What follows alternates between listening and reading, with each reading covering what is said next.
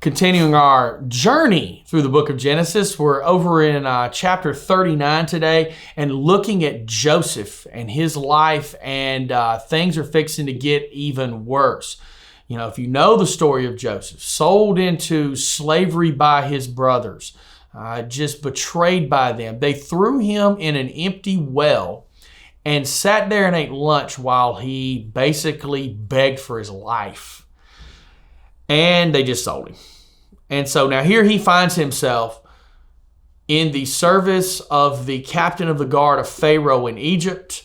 The captain of the guard's name is Potiphar, and Potiphar's wife has been making advances towards Joseph. And Joseph has done the right thing. He has rejected, he has spurned these advances for multiple reasons. Number one, the betrayal that it would be of his master. He has said, I cannot do that. He has withheld nothing from me except for you. I cannot do this. And then he talked about what a sin it would be against God. That was the most important one.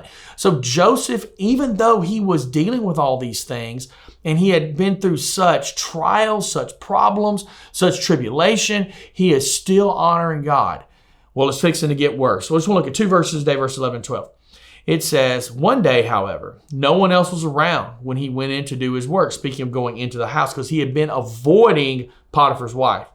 She came and grabbed him by his cloak, demanding, come on, sleep with me. Joseph tore himself away, but he left his cloak in her hand as he ran from the house. So Potiphar's wife understood and knew she was being avoided. She saw what was taking place. So she catches a moment when no one's around to make this advance towards him. And when she grabs his cloak, Joseph flees. He literally comes out of his clothes, okay? His outer cloak, he comes out of it, leaves her holding it, and he takes off running.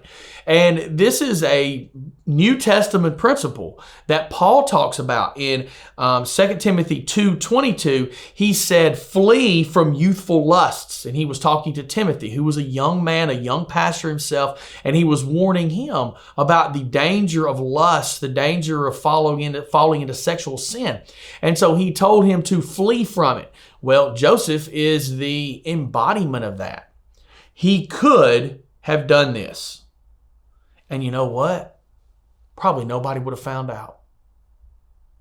Nobody. But he didn't.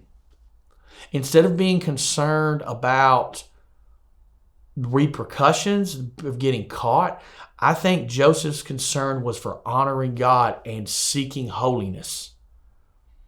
So see, I wonder a lot of times when people are caught in sin, just being honest with you, are they sorry they did it, or are they sorry they got caught? That's something my mom used to ask me when I was a kid.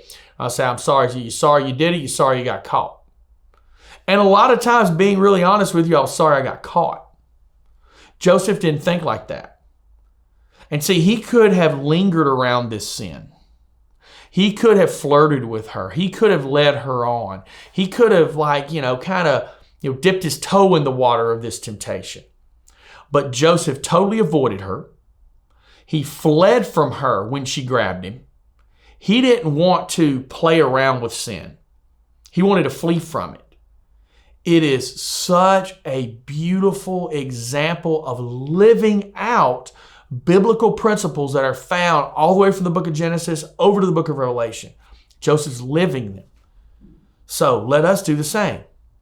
When temptation of any kind comes in front of us, flee, even if you got to leave your coat behind. See you guys later.